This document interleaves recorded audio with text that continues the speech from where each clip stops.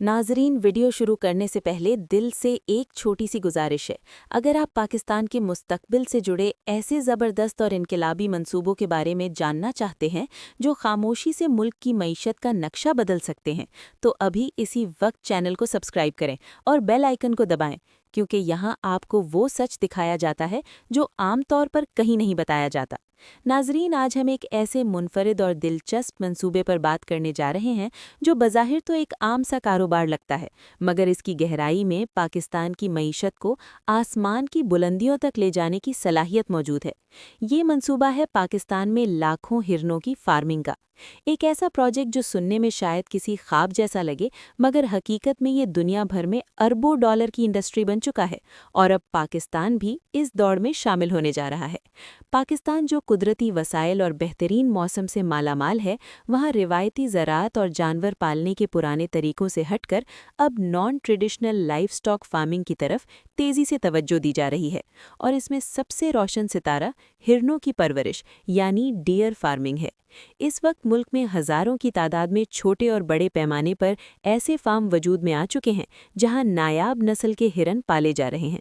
लेकिन सवाल ये है कि आखिर हिरन ही क्यों, और ये मासूम सा जानवर पाकिस्तान को अमीर तरीन ममालिक की फहरिस्त में शामिल करने में कैसे किरदार अदा कर सकता है?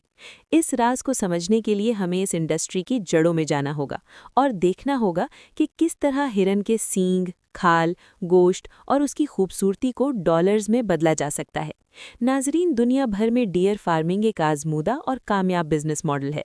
न्यूजीलैंड, ऑस्ट्रेलिया और अमेरिका जैसे ममालिक ने इस सनत से अरबों डॉलर कमाए और अपनी देही मईशत को मजबूत किया। पाकिस्तान में इस रुझान का आगाज़ उस वक्त हुआ जब हुकूमत और प्राइवेट सेक्टर ने ये शिद्दत से महसूस किया कि सिर्फ गाय, भैंस और बकरियों पर इन्हिसार करके हम अपनी बढ़ती हुई माशी ज़रूरियात और गोश्त की तलब पूरी नहीं कर सकते।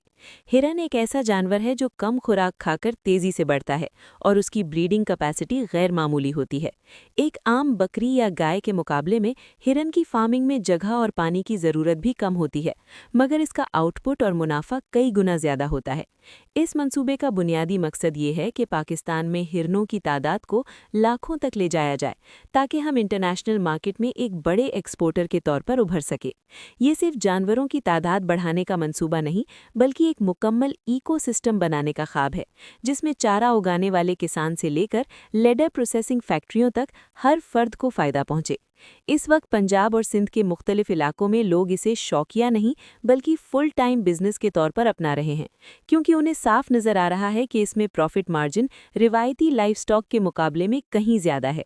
नाजरीन, अब आते हैं उस नुक्ते की तरफ जो सबसे ज़्यादा हैरान कुन और मुनाफा बख्श है, और वो है हिरनों के सींगों से दौलत कमाने का राज।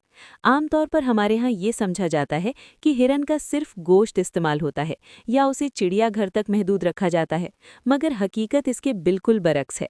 हिरन के सींग खास तौर पर वेलवेट स्टेज में सोने के भाव फरोख्त होते हैं।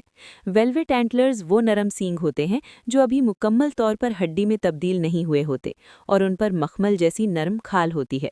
ट्रेडिशनल चाइनीज़ मेडिसिन और दुनिया भर की हर्बल मेडिसिन इंडस्ट्री में इनकी डिमांड इतनी ज़्यादा होती है कि सप्लाई पूरी करना मुश्किल हो जाता है।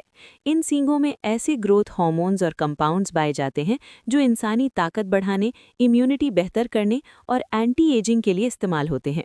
इंटरनेशनल मार्केट में आला मयार के वेलवेट एंटलर्स हज़ारों डॉलर फ़ी किलोग्राम तक फ़रोख्त होते हैं। अब ज़रा सोचें, अगर पाकिस्तान में लाखों हिरन हों तो हम हर साल कितने टन वेलवेट एंटलर्स पैदा कर सकते हैं। ये एक रिन्यूएबल रिसोर्स है, क्योंकि हिरन को ज़बह किए बगैर हर साल इसके सींग काटे जा सकते हैं और वो दोबारा उगाते हैं। कुदरत के इस निज़ाम को अगर दुरुस्त तरीके से इस्तेमाल किया जाए तो पाकिस्तान की बरामदाद में गैर मामूली इजाफा मुमकिन है। ये सींग महज सजावट की चीज़ नहीं, बल्कि फार्मास्यूटिकल इंडस्ट्री का एक कीमती खाम माल है जिनसे ज़र मुबादला कमाया जा सकता है। नाजरीन, बात सिर्फ सींगों तक महदूद नहीं। हिरन का गोश्त दुनिया के महंगे तरीन और सेहतमंद तरीन गोश्त में शुमार होता है। यूरोप, अमेरिका और मिडिल ईस्ट के लग्जरी होटल्स और रेस्टोरेंट्स में वेनिसन की डिमांड बहुत ज़्यादा है। ये लो फैट और हाई प्रोटीन गोश्त होता है जिसे फिटनेस और हेल्थ कॉन्शियस लोग बेहद पसंद करते हैं। पाकिस्तान में अगरचे ये गोश्त आम मार्केट में दस्तयाब नहीं, मगर जब फार्मिंग लाखों की तादाद में होगी तो न सिर्फ मकामी सतह पर दस्तयाब होगा बल्कि एक्सपोर्ट के जरिए हैवी रेवेन्यू जनरेट किया जा सकेगा। दुनिया भर में हलाल मीट मार्केट तेजी से बढ़ रही है और अगर पाकिस्तान हलाल वेनिसन को ब्रांड बनाकर मुतारिफ करवा दे तो अरब ममालिक और यूरोप के मुसलमान इसकी सबसे बड़े खरीदार बन सकते हैं। नाजरीन, इसके अलावा हिरन की खाल से बनने वाला लेदर निहायत नरम, मजबूत और कीमती होता है। दुनिया के बड़े high and fashion brands Nayab leather इस्तेमाल करते हैं। पाकिस्तान की लेदर इंडस्ट्री पहले ही आलमी सतह पर पहचानी जाती है। अगर इसे हिरन की खाल जैसा प्रीमियम रॉ मटेरियल मिल जाए तो हमारी मसनूआत की वैल्यू कई गुना बढ़ सकती है। इस मंसूबे का एक और पहलू टूरिज्म और कंट्रोल्ड हंटिंग है। दुनिया भर से अमीर शिकारी अफ्रीका के ममालिक का रुख करते हैं, जहां ट्रॉफी हंटिंग के लिए लाखों डॉलर अदा किए जाते हैं। पाकिस्तान में मारखोर हंटिंग पहले ही हजारों डॉलर में होती है। अगर रेगुलेटेड एनवायरनमेंट में डियर फार्मिंग और कंट्रोल्ड हंटिंग की इजाज़त दी जाए तो बैनुल-अक़वामी सय्याह पाकिस्तान आएंगे, जिससे न सिर्फ वाइल्ड लाइफ डिपार्टमेंट को बल्कि मकामी कम्युनिटीज़ को भी रोज़गार मिलेगा। ये मॉडल अफ्रीका की कई मईशतों को सहारा दे रहा है। जब कोई गैर मुल्की शिकारी आता है तो वो सिर्फ जानवर नहीं खरीदता बल्कि होटल, ट्रांसपोर्ट, गाइड्स और दीगर सहूलियात पर भी खर्च करता है, जिससे पूरी टूरिज्म इंडस्ट्री मुतहर्रिक हो जाती है।